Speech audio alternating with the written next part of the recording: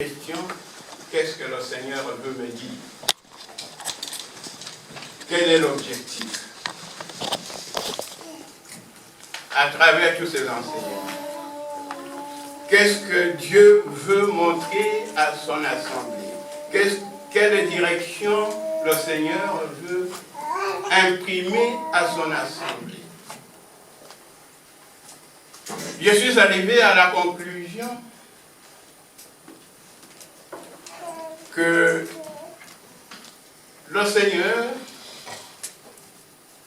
veut faire de chacun de nous ce matin ou dans cette église un chrétien de qualité. Alléluia. Amen. Le Seigneur veut nous faire des chrétiens de qualité. Vous savez, quand vous lisez la littérature ou la presse ces derniers temps, lorsque on considère les différents repas que nous prenons, on déconseille les uns et on encourage les autres. Parce qu'ils distinguent des repas qui sont très riches en vitamines et parfois qui induisent l'obésité et qu'on appelle la malbouffe. Et il y a des repas qu'ils considèrent comme des repas sains, des repas biologiques, comme ils veulent bien dire le repas bio, qui permet à l'organisme de garder sa forme et de persévérer dans le travail qui est le sien. Aujourd'hui, le Seigneur considère parmi ses enfants qu'il y en a qui sont comme malbouffe et d'autres comme des repas biologiques. Et c'est pour cette raison que ce matin, j'aimerais avec vous parler d'un sujet que je considère assez important. Comment devenir un chrétien de qualité? Alléluia. Amen. Comment devenir un chrétien de qualité? Parce que c'est de cela et de cela seulement que le Seigneur a besoin. Et pour cela, nous allons lire trois textes. Le premier texte que nous allons lire se trouve dans 2 Pierre.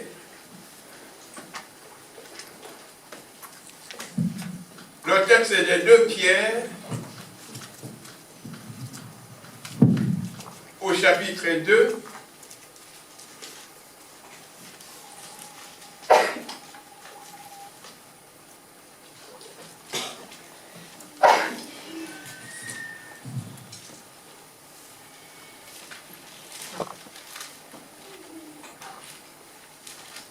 Nous parle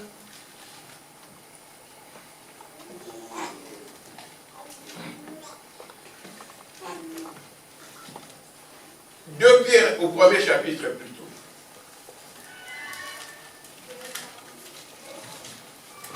Nous allons le lire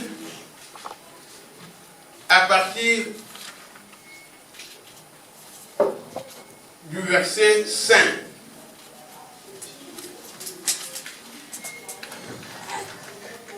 Jusqu'au verset 10.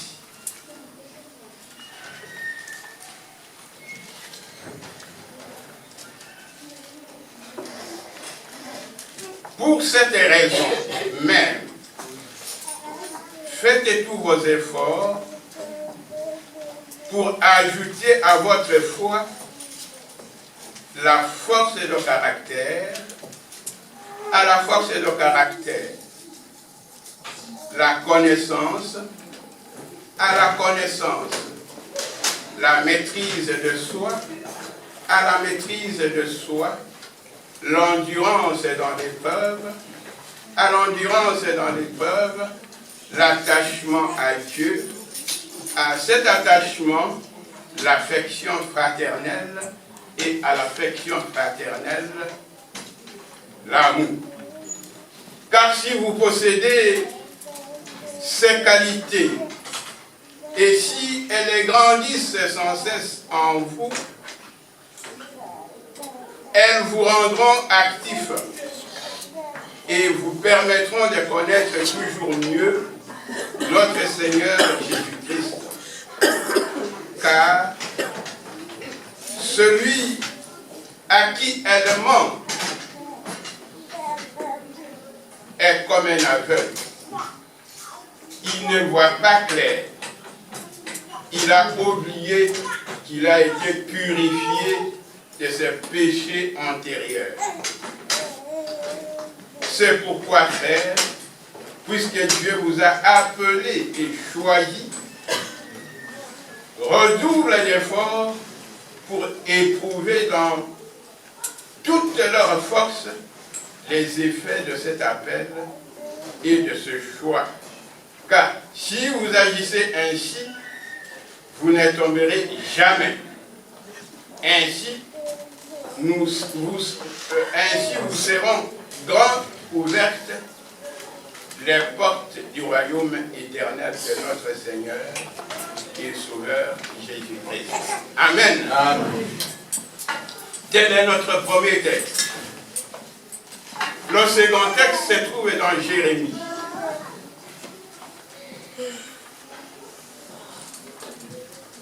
Jérémie 24.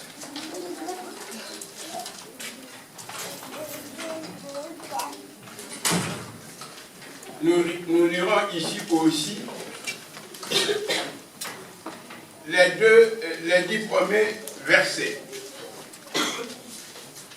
Après que Nabuchodonosor, roi de Babylone, eut déporté de Jérusalem et amené à Babylone Jéconia, fils de Jehoiakim, roi de Juda, les chefs de Juda, les artisans et les forgerons, l'Éternel me donna une vision, déclare Jérémie.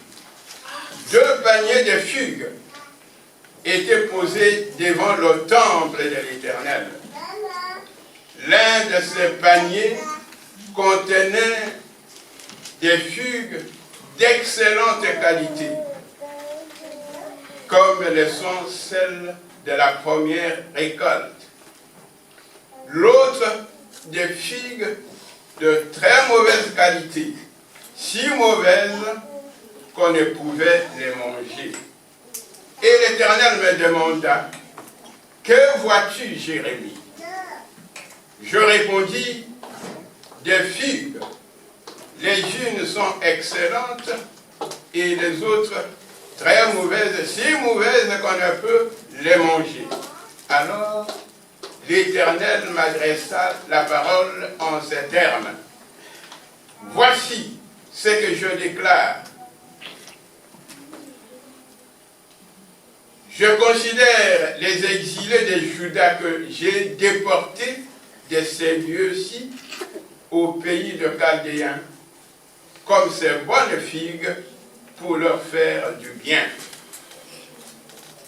Oui, je veillerai sur eux pour leur bien et je le ramènerai dans ce pays où je le reconstruirai pour ne plus les détruire, où je les replanterai pour ne plus les arracher. Je disposerai leur cœur à me connaître et à savoir que je suis l'Éternel. Alors, ils seront mon peuple, et moi, je serai leur Dieu. Car ils reviendront à moi de tout leur cœur. Mais, déclare l'Éternel, je traiterai Sédécias, roi de Juda, ses chefs et ceux qui subsistent de Jérusalem, ceux qui restent dans ce pays et ceux qui se sont réfugiés en Égypte comme de mauvaises figues, qui sont si mauvaises qu'elles ne sont plus mangeables. Je ferai d'eux un objet d'horreur et de malheur dans tous les royaumes de la terre. Partout où je les disperserai, on les couvrira d'opprobre. Ils seront la fable et la risée des gens, et un objet de malédiction. Je déchaînerai contre eux l'épée, la famine, la peste, jusqu'à ce qu'ils aient complètement disparu du pays que je leur ai donné à leurs ancêtres, puis à eux. Amen. Amen. Nous lirons enfin le 3e texte que nous trouvons dans Exode.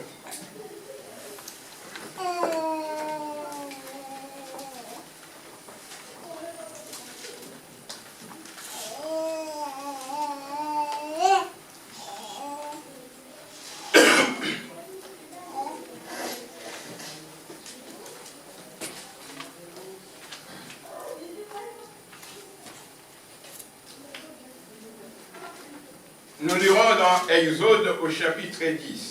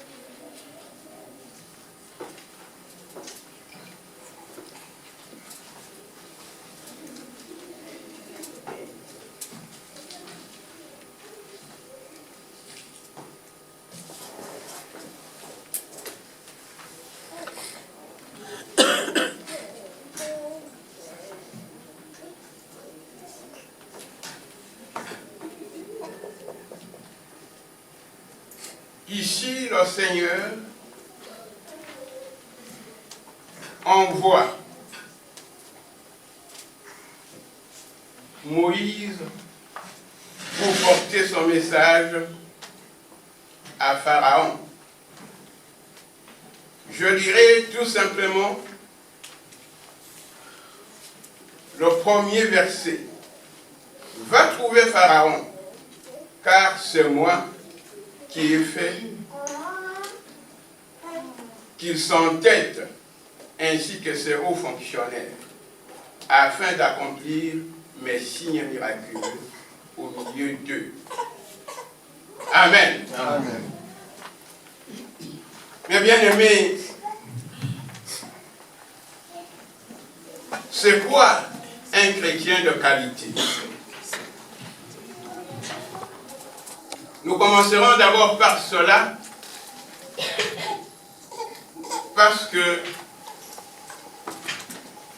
c'est l'objectif. Un chrétien de qualité, c'est un chrétien authentique, comme des lumières. Nous sommes à Louvain-la-Neuve, nous sommes observés dans tout ce que nous faisons. Et notre témoignage dans cette ville pourra faire en sorte que nombreux puissent nous joindre selon la volonté de notre Père. Hier, il y avait évangélisation. Je crois que en évangélisant, nous sommes partis porter au milieu des habitants de cette ville l'évangile de Dieu. Et l'évangile de Dieu se transmet non pas seulement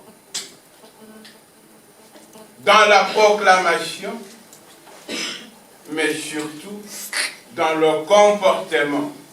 C'est pour cette raison que la parole de Dieu nous dit de marcher selon l'appel que nous avons reçu.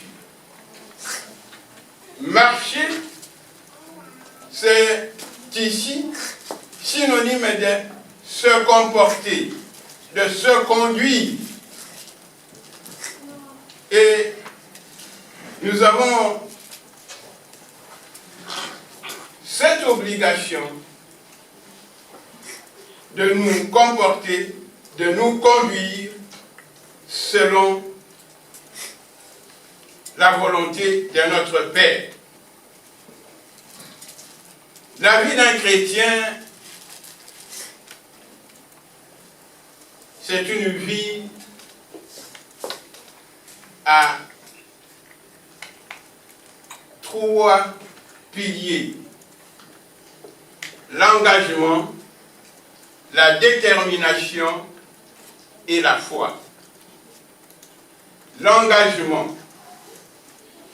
Nous sommes appelés à nous engager, c'est-à-dire à nous déterminer de manière inéluctable pour que rien ne vienne vaciller notre position.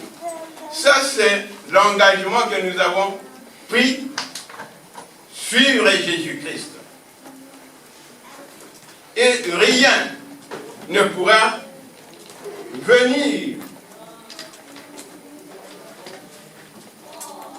nous arracher de cette voie-là.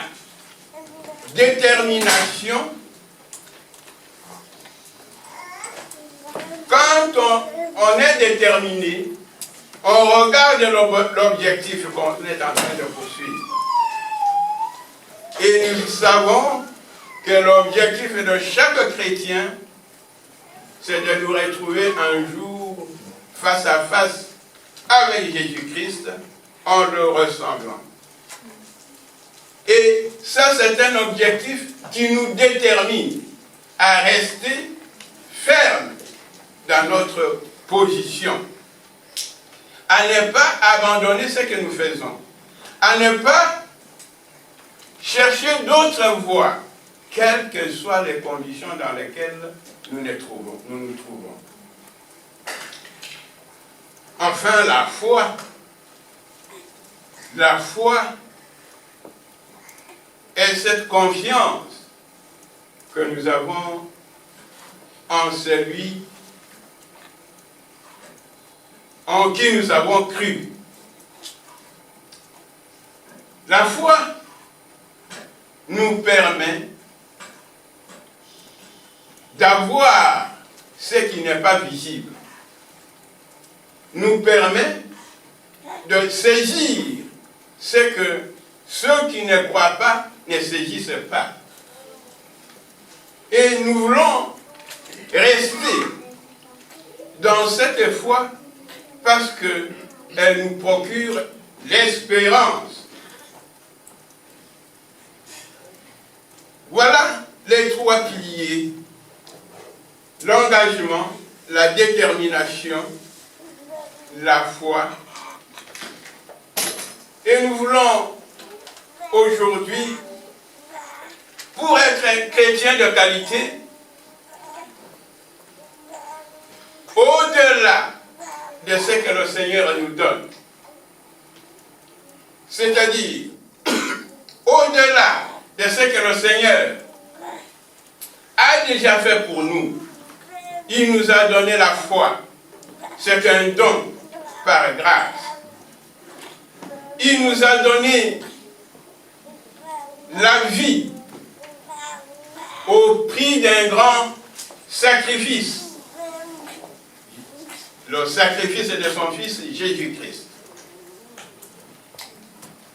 Il nous a donné des promesses qui vont à tout prix se réaliser. Et au-delà de tout cela, le Seigneur voudrait que nous puissions nous améliorer. Le Seigneur voudrait que nous puissions lui faire plaisir. Parce qu'il n'y a qu'un chrétien de qualité qui fait plaisir au Seigneur. Et la parole de Dieu, dans ce que nous venons de lire, nous propose une méthode cumulative, adjonctive, une méthode qui permettra à chacun de nous de grandir et de comprendre ce que le Seigneur nous demande jusqu'à atteindre des valeurs que le Seigneur veut que nous possédions. Quelle est cette méthode cumulative? C'est ce que nous venons de lire dans 2 Pierre. À la fois, il faut ajouter la force de caractère. Premier élément qu'on doit ajouter à notre foi, la force de caractère. Mes bien-aimés, très souvent, nous menons une vie vacillante parce que nous manquons de force de caractère. C'est quoi, selon la parole de Dieu, la force de caractère? C'est cette habilité à être toujours versé, à tenir ferme la décision qu'on a prise, quels que soient les obstacles, quelles que soient les situations. Et cette position qu'on a prise et qui doit évacuer toute autre solution, c'est de considérer que Jésus-Christ est notre vie, est notre chemin, est notre force. Alléluia. Amen. Alors, si nous avons cette force de caractère, c'est une qualité que le Seigneur voudrait que nous ajoutions à notre foi. Vous savez, il y a des chrétiens qui stagnent. Pourquoi stagnent-ils? Parce qu'ils se disent, oh, j'ai écrit, c'est fini, hein, c'est qu'est-ce qu'on me demande? C'est de croire, non? Mais j'ai écrit, et c'est tout. On ne cherche pas à grandir dans cette foi, en y ajoutant ce que le Seigneur demande que nous ayons. La force de nos caractères. Et la force de nos caractères appelle une autre qualité que le Seigneur, dans sa démarche méthodique, voudrait que chaque chrétien possède: la connaissance. Bien-aimés, nombreux chrétiens font l'ouvrage parce qui ne connaissaient rien de leur Dieu. Ils ne connaissaient rien de leur Dieu. Ils ont cru par ce que moi j'appellerais la psychologie de la foule. C'est-à-dire, parce que tel a cru, il a dit que c'est bon, moi aussi je crois. Non. Il faut connaître. Connaître celui en qui vous croyez. Alléluia. Amen. Je peux, à l'école du dimanche, quand j'étais petit, on nous disait toujours que chacun de nous dise ce que Dieu est pour lui. Comment connaît-il Dieu? Et il y avait une chansonnette où les attributs de Dieu défilaient. Et chaque enfant était obligé de connaître ce Dieu-là dans tous ses attributs pour que dans toutes les circonstances, au moins il y a un de ces attributs qui s'applique. Au moins un de ces attributs qui doit s'appliquer.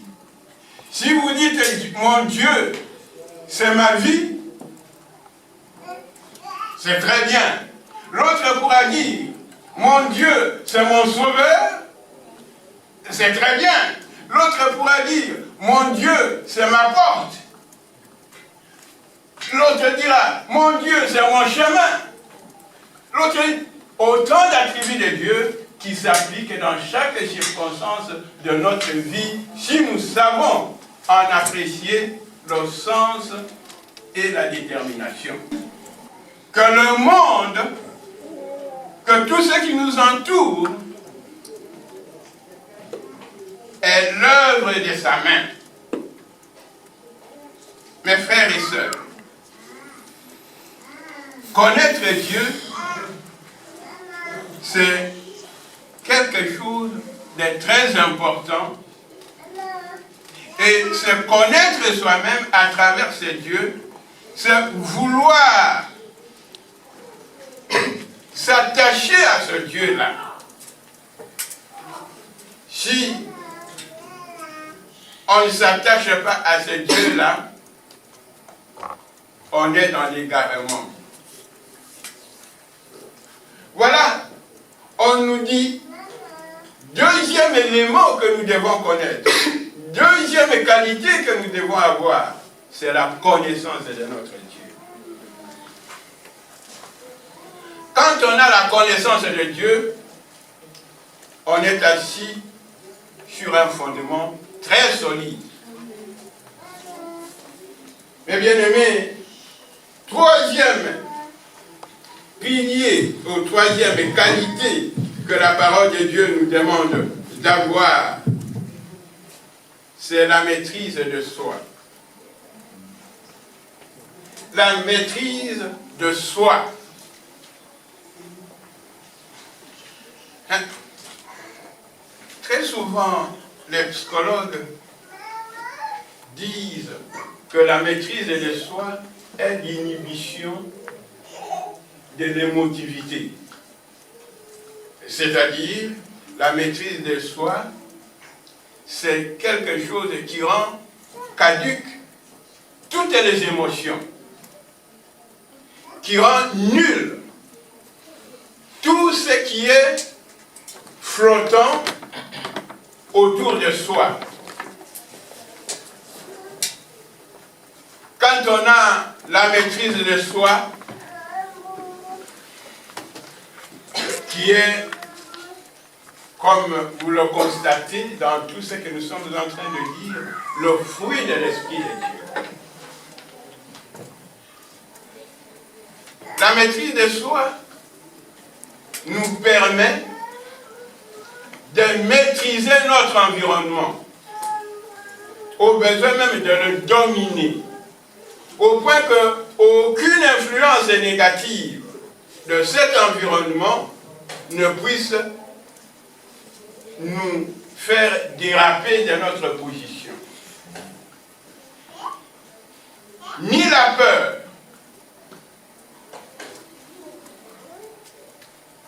ni autre chose ne pourra nous faire déraper de la position que nous avons prise vis-à-vis de notre Dieu. Et la maîtrise de soi est une porte de la sagesse, dit la parole de Dieu. Si on a la maîtrise de soi, dans la plupart des choses ou des actes qu'on va poser, ce sont les actes de sagesse. Ce sont les actes qui sont dictés par l'Esprit de Dieu. Je ne parle pas ici de la sagesse humaine. Je parle de la sagesse que Dieu donne. Et voyez-vous, la sagesse, déclare la parole de Dieu, crie sur la rue, afin que quiconque en a besoin puisse la recevoir. Si on a besoin de la sagesse, la parole de Dieu nous dit, il faut la demander. Il faut la demander et elle nous sera accordée. L'exemple de Salomon est très frappant. Il a demandé la sagesse et il l'a reçue, et en abondance. À plus forte raison, nous qui sommes dans le Seigneur, lorsque nous demandons de la sagesse dans tout ce que nous faisons, le Seigneur est fidèle pour nous l'accorder. La troisième qualité, la quatrième qualité que Dieu voudrait que nous possédions, c'est l'endurance dans l'épreuve. L'endurance dans l'épreuve, dans d'autres versions bibliques, on parle de la patience. Oui, quand on endure, on devient patient. C'est pour cette raison que les malades sont appelés des patients. Parce qu'ils endurent la maladie. Et mes bien-aimés, l'endurance dans l'épreuve est un thermomètre de notre foi. Et la parole de Dieu nous dit que si nous souffrons au nom de Jésus-Christ, nous devons nous réjouir. Pas en raison de notre défaut, mais si c'est seulement au nom de Jésus-Christ que nous arrive la souffrance, nous devons nous réjouir. Parce que c'est une source de bénédiction. Alléluia. Et l'endurance dans l'épreuve ou la patience nous amène à considérer beaucoup de choses.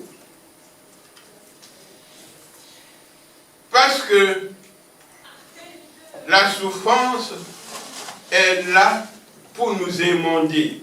Comprenez? La souffrance émonde le chrétien. C'est-à-dire, la souffrance aide le chrétien à enlever ce qui n'est pas de Dieu qui se trouverait en lui. Lorsqu'il comprend la véritable raison de cette souffrance.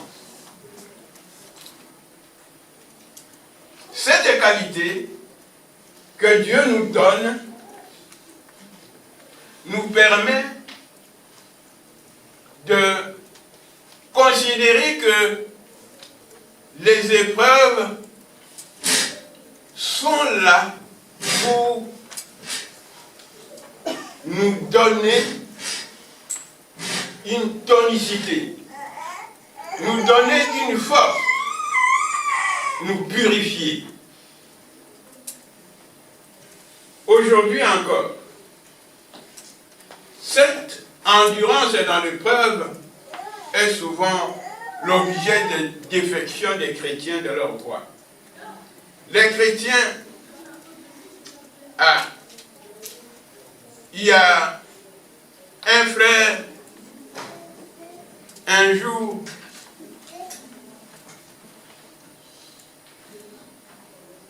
qui cherchait à se marier et il a attendu longtemps. Alors il me dit, ah, mon frère, mais j'attends la femme selon la volonté de Dieu, elle ne vient pas. Moi, je veux me marier, quand même. Parce que votre Dieu, m'a-t-il dit, est sourd. Ah. Je ne sais pas si c'est Dieu qui est sourd ou c'est vous qui êtes sourd. Dieu n'est pas sourd, il nous suggère tout. Et même son silence est une réponse. Et l'interprétation que nous faisons du silence de Dieu, lorsqu'on est inondé d'épreuves, cela nous invite à prendre des positions qui sont contraires à ce que Dieu veut. Alors, le frère qui s'est marié, parce que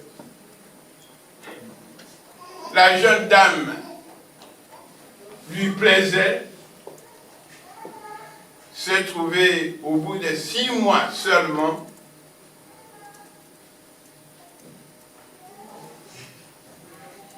porteur du virus. Et il va voir le médecin lui dit, mais monsieur, je n'ai pas de bonnes nouvelles à vous annoncer.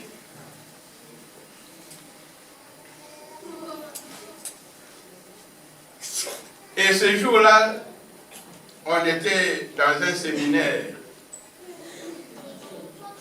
à l'ULB et il nous appelle à côté parce que nous étions 3. Il dit, l'hôpital Erasme m'a tellement déconseillé. Et ce qu'on m'a dit me pousse au suicide. On dit, mais quoi? Il avait même de la peine à notre abandon. Ce n'est pas parce que Dieu est resté silencieux que cela doit être interprété comme il nous a abandonnés. Non. L'Éternel est fidèle. Et l'Éternel assure notre protection à tous égards. Voilà la qualité que Dieu nous demande, c'est d'être endurant dans l'épreuve, quelle qu'elle soit, et quelle que soit sa nature. Rien ne pourra vous faire vaciller, parce que croyez ce que le Seigneur a dit. Si nous sommes avec lui, rien ne pourra nous arriver. Et nous chantons toujours que nous ne sommes pas seuls, que le Seigneur est toujours avec nous et qui nous rassure de ne pas craindre parce qu'il a vaincu le monde.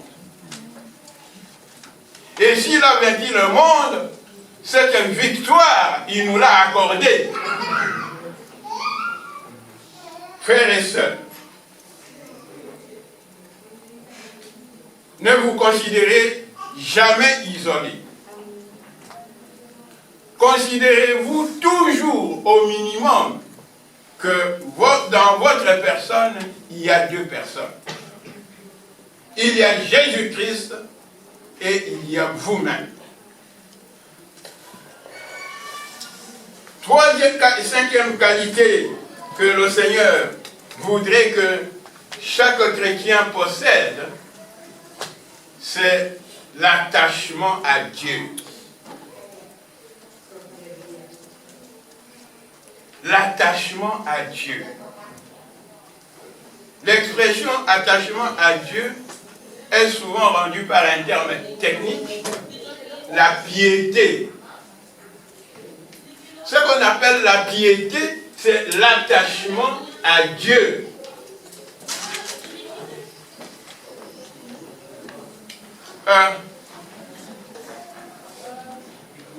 L'attachement à Dieu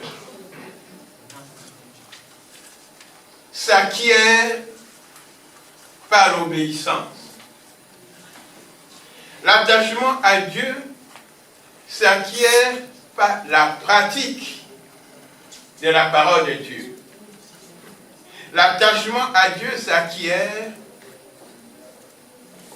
par l'amour qu'on a envers les autres. Parce que si on a la piété, on doit faire ce qui nous est recommandé. Si on a la piété, on doit aimer les autres. Si on a la piété, on doit être attentif au langage spirituel de Dieu. Oui, ça c'est la qualité que Dieu veut voir en chacun de nous. Vous voyez, Dieu ne nous dit pas ayez toutes ces qualités à la fois, mais il nous demande de les avoir de manière progressive. C'est pourquoi j'ai dit qu'il nous propose ici une méthode cumulative. Après une qualité, visez une autre. Après cette autre qualité, vous visez une autre qualité. Et c'est pourquoi, dans la parole de Dieu, la préposition « à » est très importante. Elle est très importante parce que elle traduit l'ajout que vous devez avoir, ce que vous possédez déjà, à l'attachement maintenant que Dieu nous demande d'avoir. Il nous dit il faut une autre qualité subsidiaire qui est l'affection fraternelle. L'affection fraternelle. L'affection fraternelle, c'est l'amour fraternel. Et, vous savez, ici, nous parlons de l'amour fraternel, le frère spirituel. Le frère spirituel. Le frère que vous avez, avec qui vous partagez la même foi. Il faut l'aimer. Mais si vous ne l'aimez pas, c'est que vous ne connaissez pas Jésus-Christ. C'est que vous marchez dans les ténèbres. Parce que la parole de Dieu nous déclare celui qui est son frère ne connaît pas Christ. et il ne l'a même pas connu. Frères et sœurs, l'affection fraternelle ou l'amour fraternel est la base de notre unité dans l'Église. Si il manque un amour fraternel entre nous, l'Église devient un réceptacle de division. Peut-être que les Congolais se mettront d'un côté, les Ivoiriens de l'autre, les Camerounais de l'autre côté, les Belges d'un autre coin, les Béninois de... Alléluia. Et ce n'est pas ça que le Seigneur veut.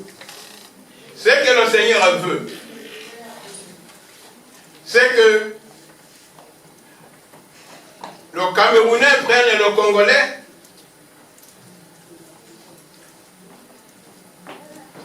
pas au même titre, mais au rang supérieur que le rang dans lequel se trouvent tous les Camerounais. Que les Ivoiriens prennent le Béninois, pas au même titre que les Ivoiriens, mais à un rang supérieur que le reste d'Ivoiriens. Cela est tellement important dans tout ce que nous allons faire ou dans tout ce que nous faisons pour cimenter l'unité de l'Église. Et c'est en cela, et en cela seulement, que le monde verra que nous sommes dans une même Église. Sans cela, mes bien-aimés, si on se désarticule dans des commentaires et on tait pour détruire les uns et les autres, c'est que l'amour fraternel n'existe pas. Et pourtant, la parole de Dieu nous recommande de faire le bien et le faire premièrement aux frères qui partagent la même foi que nous, a fortiori les frères qui sont dans une même église.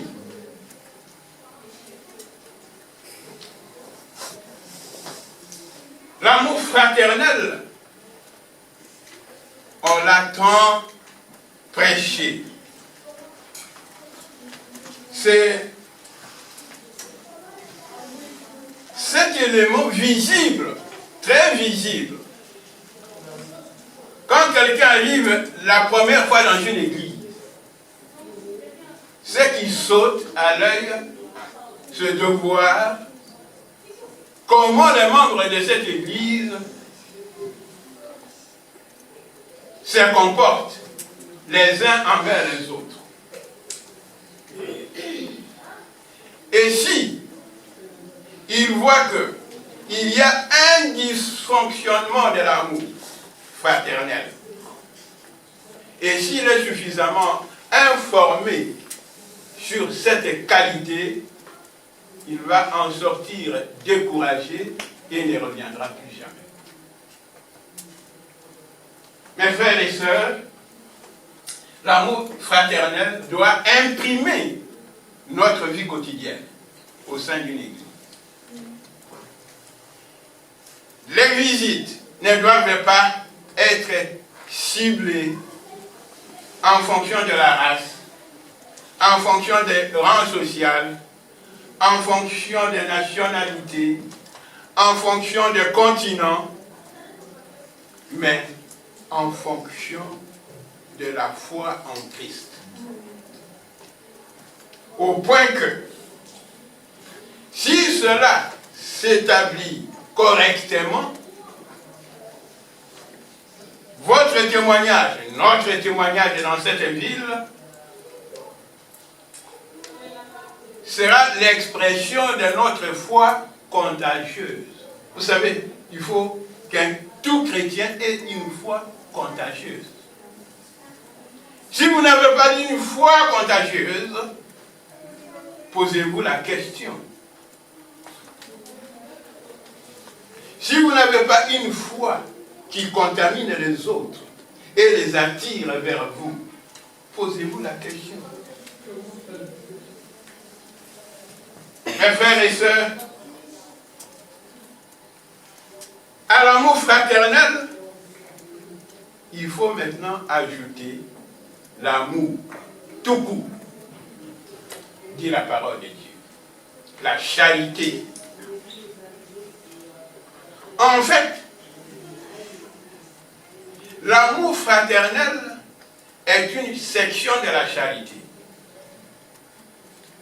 Parce que la charité, l'amour n'a pas de cadre restrictif.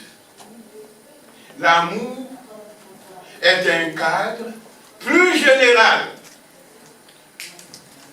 Aimer les habitants de Louvain-la-Neuve, ça c'est de l'amour, qui n'est pas nécessairement fraternel.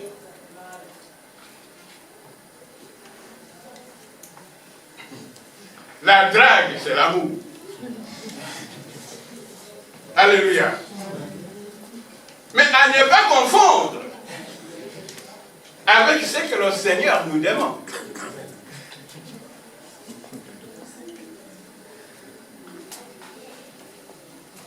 C'est pour cette raison que une partie de l'amour peut être perverse. Lorsque elle entraîne non pas vers Dieu, mais vers Satan.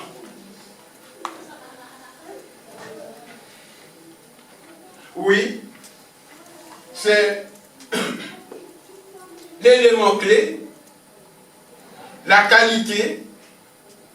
Nous devons avoir l'amour envers ceux qui ne sont pas avec nous dans l'Église. Parce que cet amour permet qu'ils nous connaissent et qu'ils soient attirés. Et en étant attirés vers nous, qu'ils soient bombardés par la parole de Dieu. Le Seigneur n'amène pas quelqu'un vers vous pour que vous le laissiez comme ça. Le Seigneur amène les gens vers vous pour que vous proclamiez la parole de Dieu. Et que cette parole qui est comme une épée à double tranchant, qui nous pénètre jusqu'au mal, puisse avoir de place en lui et fasse naître la foi. Vous savez, la parole de Dieu, Dieu nous dit que notre foi vient de ce que nous entendons. Et le message que nous entendons nous vient de la parole de Dieu. Au-delà du message que nous entendons, on doit connaître que la foi peut naître d'autres sources. La foi peut naître de la puissance de Dieu en nous. La foi peut naître en nous parce que c'est un don que Dieu nous donne. La foi peut naître en nous parce que c'est le travail du Saint-Esprit qui fait que le Saint-Esprit nous a convaincus du péché et la foi naît en nous. Oui, mais le Seigneur nous recommande toutes ces qualités. Pourquoi? Pourquoi est-ce que le Seigneur nous recommande toutes ces qualités? Le Seigneur nous recommande toutes ces qualités pour que nous soyons effectivement les chrétiens de qualité. Ça, c'est un. Et deuxièmement, il nous recommande que ces qualités croissent en chacun de nous. C'est-à-dire, augmentent en chacun de nous. Et lorsque ces qualités vont augmenter en chacun de nous, la parole de Dieu que nous venons de lire déclare que cela, pour que nous soyons actifs. C'est pour que nous ne soyons pas oisifs, mais que nous soyons actifs. C'est quoi être actif? C'est agir pour que le Seigneur, le travail du Seigneur avance. Être actif dans l'évangélisation, être actif dans la chorale, être actif dans l'intercession, être actif dans l'école du dimanche, être actif. Le Seigneur nous invite à être actif dans tout ce qui le glorifie. Et si nous sommes actifs dans tout ce qui glorifie le Seigneur, alors, et alors seulement, nous déclare la parole de Dieu, notre connaissance du Jésus-Christ va elle aussi croître. Et voilà, nous ne pouvons pas. La fois passée, on nous a tellement parlé de fugue. Et nous étions tellement édifiés sur la fugue. Mais ce que nous devons comprendre, c'est que le Seigneur, par cette image de fugue qu'il donne, il sait distinguer ceux qui acceptent sa correction et ceux qui ne l'acceptent pas. À ceux qui acceptent la correction, il y garantit tout. À ceux qui n'acceptent pas la correction, il promet l'opprobre, la désolation, la malédiction. Aujourd'hui, j'aimerais tout simplement que chacun dise à son voisin, je prie que vous soyez un chrétien actif.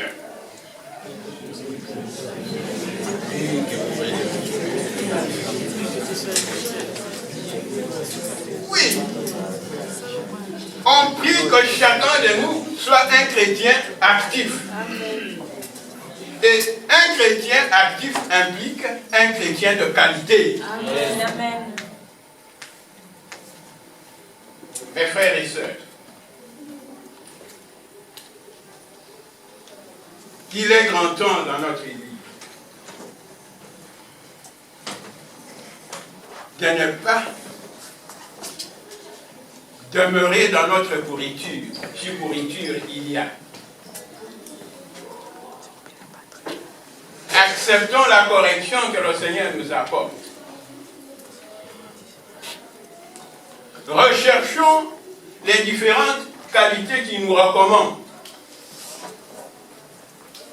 Ajoutons ces qualités à notre foi. Profitons des dons qu'il nous donne et marchons pour la gloire du Seigneur. Amen. Amen. Que le Seigneur nous bénisse.